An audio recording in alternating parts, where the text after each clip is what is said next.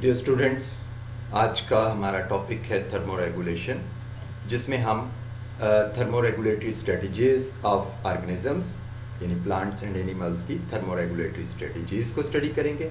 और दूसरे नंबर पर हम थर्मल क्लासिफिकेशन ऑफ एनिमल्स को थर्मोरेगुलेटरी स्ट्रेटजीज की बुनियाद पर और टेम्परेचर रेगुलेशन की बुनियाद पर कितनी टाइप्स में तकसीम किया जाता है, ये आज के हमारे टॉपिक्स होंगे। आपको पता है कि ऑर्गेनिजम्स के पास अपनी बॉडी के टेम्परेचर को रेगुलेट करने के लिए मुख्तलिफ अडेप्टेशंस हैं और मुख्तलिफ कंट्रोल सिस्टम्स हैं।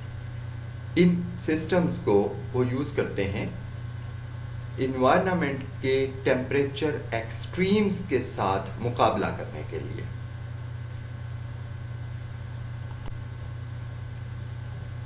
तो पहले हम देखते हैं thermoregulatory adaptations in plants to high temperature. Plants जो हैं उनके पास एक्सट्रीम हाई टेम्परेचर के लिए कौन सी एडेप्टेशंस होती हैं। तो हाई टेम्परेचर्स के नुकसानात क्या होते हैं। आपको पता है कि ये हाई टेम्परेचर जो होता है ये इंजाइम्स को डीनेचर कर देता है और उसके नतीजे में मेटाबॉलिज्म डैमेज हो जाती है। इसलिए हाई टेम्परेचर प्लांट्स को नुकसान पहुंचाता है या बाज़ दफ़ा प्लांट्स की डेथ हो जाती है। प्लांट्स जो हैं वो हाई टेम्परेचर के साथ कोप करने के लिए, उसका मुकाबला करने के लिए अपनी एवेपोरेटिव कूलिंग करते हैं। एवेपोरेशन जब किसी भी सरफेस से होती है तो उसके नतीजे में कूलिंग प्रोड्यूस होती है और जो प्लांट्स हैं उनका जो बुनियादी तरीकाकार है हाई टेम्परेचर के साथ कोप करने का, मुकाबला करने का, वो एवेपोरेटिव कूलिंग है। लेकिन जो हॉट और ड्राई वेदर्स होते हैं, यानी कि मौसम गर्म भी हो और खुश्क भी हो, तो ऐसी सूरत में ये जो एवेपोरेटिव कूलिंग होती है इसका नतीजा होता है वाटर डेफिशिएंसी। जब वाटर डेफिशिएंसी बॉडी में हो तो उसके नतीजे में प्लांट्स के स्टोमेटा बंद हो जाते हैं। जब स्टोमेटा बंद हो जाते हैं तो एवेपोरेटिव कूलिंग बंद हो जाती है। जब एवेपोरेटिव कूलिंग बंद होगी तो प्लांट का टेम्परेचर बढ़ना शुरू हो जाता है। So this is very challenging for plants. तो प्लांट्स जो इस तरह की हॉट एंड ड्राई वेदर में रहते हैं उन्होंने हीट स्ट्रेस से बचने के लिए कुछ और अडेप्टेशंस की हैं। इस तरह के जो प्लांट्स हैं वो सिंथेसाइज करते हैं स्पेशल प्रोटीन्स जिन्हें कहते हैं हीट शॉक प्रोटीन्स। ये प्रोटीन्स जो होती हैं सेल्स के अंदर रहकर इंजाइम्स को प्रोटेक्ट करती हैं और दूसरी प्रोटीन्स को भी प्रोटेक्ट करती हैं कि वो डीनेचर ना हो और हाई टेम्परेचर के ऊपर अपने फंक्शंस को जारी रखें। तो ये हीट शॉक प्रोटीन्स जो हैं ये हॉट एंड ड्राई वेदर में रहने वाले प्लांट्स में पाई जाती हैं और उनकी प्रोटीन्स को और एंजाइम्स को प्रोटेक्ट करती हैं। ये बड़ा एक इम्पोर्टेंट क्वेश्चन भी है कि हीट शॉक प्रोटीन्स क्या होती हैं। अब हम देखते हैं कि वो प्लांट्स जो लो टेम्परेचर पर रहते हैं उनकी थर्मोरेगुलेटरी एडेप्टेशंस क्या है। लो टेम्परेचर के अपने मसाइल हैं। जब टेम्परेचर काफ़ी लो हो जाता है तो उससे सेल मेम्ब्रेन की फ्लूइडिटी तब्दील हो जाती है, क्योंकि मेम्ब्रेन में मौजूद लिपिड्स लॉक हो जाती हैं, क्रिस्टलाइन स्ट्रक्चर्स बना लेती हैं। आपको पता है कि जो प्लांट ऑयल्स होते हैं ये लो टेम्परेचर के ऊपर जम जाते हैं। तो वो ऑयल्स क्या होते हैं, लिपिड्स होती हैं। तो लिपिड्स जो हैं जब मेम्ब्रेन की लिपिड्स इंतहाई ठंडे टेम्परेचर के ऊपर मौजूद होंगी तो वो क्रिस्टलाइन स्ट्रक्चर्स बनाएंगी और लॉक हो जाएंगी। इसके अलावा बहुत सारी मेम्ब्रेन प्रोटीन्स के स्ट्रक्चर्स भी अफेक्ट हो जाते हैं। जब प्रोटीन्स मेम्ब्रेन की नॉर्मल फंक्शन ना कर सकती हो तो इसका मतलब है कि मेम्ब्रेन अपना फंक्शन नहीं कर सकती, जो कि ट्रांसपोर्ट ऑफ सॉल्यूट्स का है। इसके थ्रू ट्रांसपोर्ट ऑफ मटेरियल्स होती है into and out of the cell, तो ये मुतासर हो जाती है। प्लांट्स इस तरह की सिचुएशन से मुकाबला करने के लिए मेम्ब्रेन्स में अनसैचुरेटेड फैटी एसिड्स की प्रोपोर्शन को बढ़ा लेते हैं। ये जो अनसैचुरेटेड फैटी एसिड्स होते हैं ये लो टेम्परेचर के ऊपर क्रिस्टल्स नहीं बनते। नतीजा ये होता है कि मेम्ब्रेन्स अपने स्ट्रक्चर को लो टेम्परेचर के ऊपर मेंटेन कर लेती हैं और क्रिस्टल फॉर्मेशन से बचा लिया जाता है प्लांट्स को। लेकिन कुछ प्लांट्स ऐसे होते हैं जो कि बिल्कुल ही फ्रीजिंग टेम्परेचर पर रहते हैं। तो फ्रीजिंग टेम्परेचर पर रहने वाले प्लांट्स की थर्मोरेगुलेटरी एडेप्टेशंस कुछ मुख्तलिफ होती हैं, क्योंकि फ्रीजिंग टेम्परेचर के ऊपर मेम्ब्रेन को तो प्रोटेक्ट कर लेंगे, लेकिन वाटर जो सॉल्यूट के तौर पर सेल के अंदर मौजूद है वो तो क्रिस्टल्स बना लेगा, पानी जम जाएगा, बर्फ बन जाता है, तो सेल्स के अंदर बर्फ बन जाएगी। ये जो सेल के अंदर बर्फ है, अगर तो ये आइस फॉर्मेशन सिर्फ सेल वॉल के गिर्द हो तो उससे तो सेल के अंदर के फंक्शंस इतने ज़्यादा डिस्टर्ब नहीं होते। लेकिन अगर आइस क्रिस्टल्स प्रोटोप्लाज्म के अंदर बन जाएं, यानी साइटोप्लाज्म और न्यूक्लियस वाले रीजन में बन जाएं, तो उसका नतीजा ये होता है कि ये क्रिस्टल्स मेम्ब्रेन्स को ब्रेक कर देती हैं, इनमें परफोरेट कर देती हैं, सुराख बन जाते हैं, और इसी तरह से अंदर जो मौजूद ऑर्गेनेल्स हैं वो भी परफोरेट हो जाते हैं। नतीजा ये है कि सेल्स मर जाते हैं। वो प्लांट्स जो कि कोल्ड रीजन में हमेशा ग्रो करते हैं, बर्फों में रहते हैं, जैसे कि ऑक्स हैं, मैपल्स हैं, रोजेस हैं और कुछ और कई प्लांट्स हैं जो कि बर्फीले मौसम में भी ग्रो करते हैं, उन्होंने एक्चुअली कुछ एडेप्टेशंस की हैं। ये एडेप्टेशंस क्या है कि इनकी जो सेल्स के अंदर सॉल्यूट कंपोजिशन है उसमें तब्दीली करते हैं।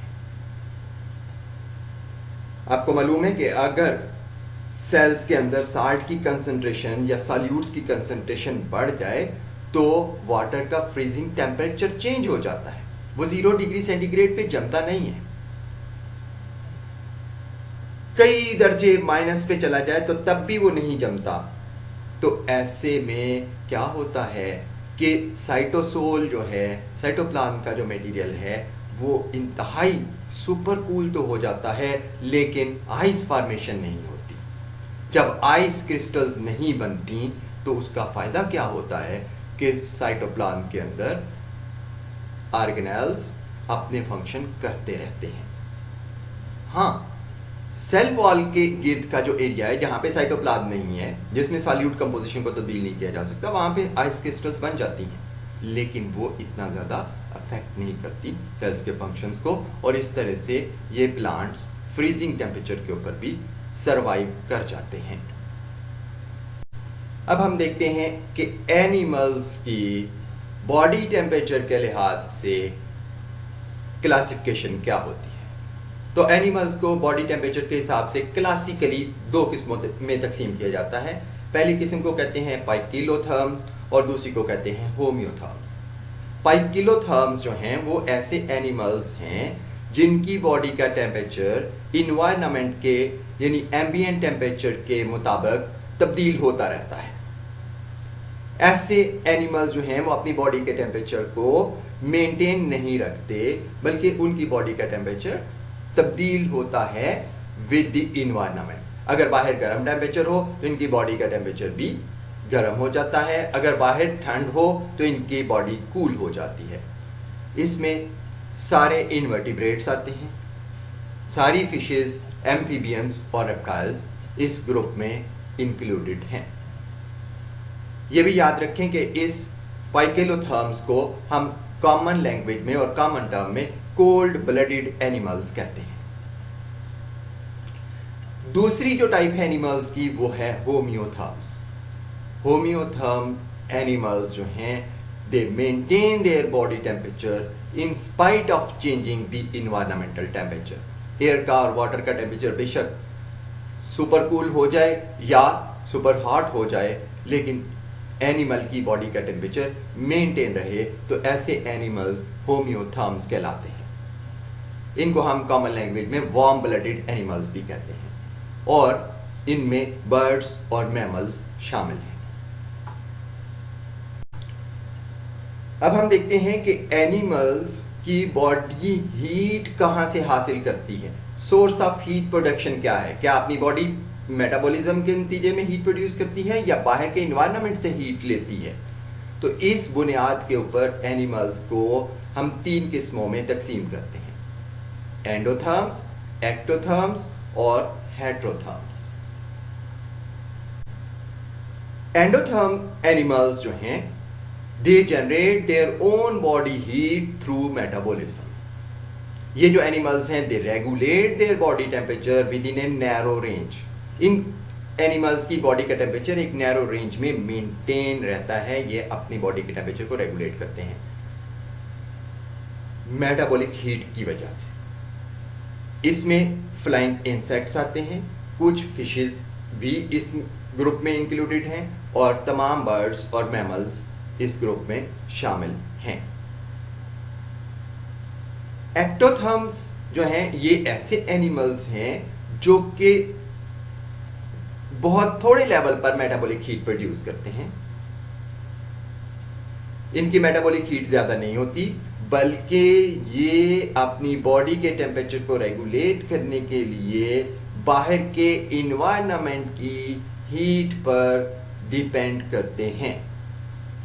इसलिए इनकी बॉडी के टेम्परेचर इन्वायरमेंट के टेम्परेचर के साथ साथ वेरी करते रहते हैं। इसमें ज्यादातर इनवर्टिब्रेट्स, ज्यादातर फिशेस, एम्फीबियंस और रेप्टाइल्स शामिल हैं। अब तीसरी एक किस्म है हेट्रोथर्म्स, जो इन दोनों के दरमियान में है। हेट्रोथर्म्स ऐसे एनिमल्स हैं जो कि एंडोथर्मिक हीट प्रोडक्शन कर लेते हैं, लेकिन अपनी बॉडी के टेम्परेचर को नैरो रेंज में रेगुलेट नहीं करते। यानी इनकी बॉडी के टेम्परेचर्स की वेरिएशन बहुत ज्यादा है। कभी इंतहाई ठंडे हो जाते हैं, कभी इंतहाई गर्म हो जाते हैं। इसमें जो एग्जांपल्स आती हैं उसमें सारी बैट्स आती हैं, हालांकि ये मैमल्स हैं, लेकिन अपनी बॉडी के टेम्परेचर को मेंटेन करने की सलाहियत जरूर रखती हैं, लेकिन एक नैरो रेंज में मेंटेन नहीं करती, एक वाइड रेंज है। और इसके अलावा हमिंग बर्ड है, एक परिंदा है छोटा सा, और ये भी अपनी बॉडी के टेम्परेचर को नैरो रेंज में मेंटेन नहीं करता। ये इस तरह के एनिमल्स को हम हेट्रोथर्म्स कहते हैं। ये स्टूडेंट्स, अब हम देखते हैं कि एनिमल्स और इन्वायरमेंट के दरमियान में हीट एक्सचेंज की रेगुलेशन कैसे होती है। यानी एनिमल्स अपनी बॉडी के टेम्परेचर को मेंटेन रखने के लिए क्या क्या स्ट्रेटजीज अपनाते हैं रेगुलेट करने के लिए। तो मुख्तलिफ मैकेनिज्म्स बॉडी टेम्परेचर को मेंटेन करने के लिए या रेगुलेट करने के लिए एनिमल्स अडॉप्ट करते हैं, जिसमें स्ट्रक्चरल मैकेनिज्म्स भी हैं। यही कुछ स्ट्रक्चरल अडेप्टेशंस हैं जिससे बॉडी टेम्परेचर को रेगुलेट किया जाता है, कुछ फिजियोलॉजिकल मेथड्स हैं और कुछ बिहेवियरल अडेप्टेशंस हैं। तो पहले हम देखते हैं स्ट्रक्चरल अडेप्टेशंस क्या है। बहुत सारे एनिमल्स ऐसे हैं जिनकी स्किन के नीचे फैट्स की एक थिक लेयर मौजूद होती है जो कि इंसुलेशन का काम करती है।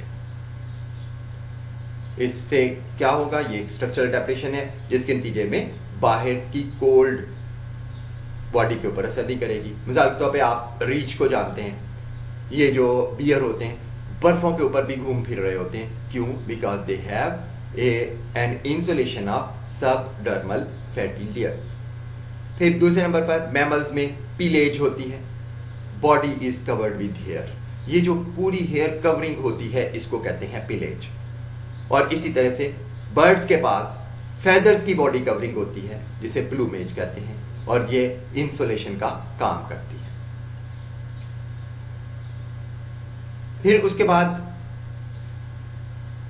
एनिमल्स के पास एवेपोरेटिव कूलिंग करने का तरीका है, जिसके लिए उनके पास स्ट्रक्चर्स कौन से मौजूद हैं? Sweat glands. स्वेट ग्लैंड्स पसीना प्रोड्यूस करते हैं, पर्सपिरेशन करते हैं, और उसके नतीजे में एवेपोरेटिव कूलिंग होती है, और एवेपोरेटिव कूलिंग से बॉडी टेम्परेचर को रेगुलेट किया जाता है। इसके अलावा कुछ एनिमल्स के लंग्स इस तरह से मॉडिफाइड हैं कि वो पेंटिंग कर लेते हैं। पेंटिंग एक ऐसा प्रोसेस है जिसमें एनिमल ब्रीदिंग के थ्रू एवेपोरेशन करता है, और जब वो एवेपोरेशन यानी वाटर लॉस होता है तो लंग्स की सरफेस के ऊपर कूलिंग प्रोड्यूस होती है, जिससे एनिमल एक्स्ट्रा हीट को इन्वायरमेंट में लॉस्ट करता है।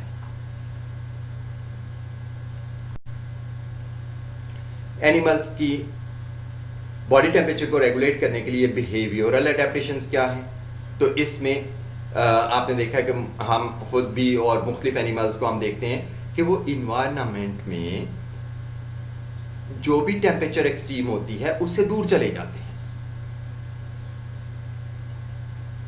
मिसाल के तौर पर ग्राउंड स्क्विरल्स जो हैं, ये मिड डे हीट में, जब बाहर दोपहर की गर्मी होती है तो ये अपनी बरोज के अंदर चली जाती हैं। और लिजर्ड्स जो हैं, जब सर्दी होती है तो धूप सेकने के लिए जो है वो बाहर धूप में आ जाती हैं, तो they bask in the sun. Bask in the sun का मतलब होता है धूप सेकना, टू गेन हीट। तो ये एनिमल्स का अपनी बॉडी के टेम्परेचर को रेगुलेट करने के लिए मुख्तलिफ मूवमेंट्स हैं, ये बिहेवियर है। फिर एनिमल्स अपने सरफेस एरिया को भी कंट्रोल करते हैं मुख्तलिफ पोस्चर्स बना के, जिससे कि इन्वायरमेंट के साथ उनकी हीट एक्सचेंज कंट्रोल हो सके।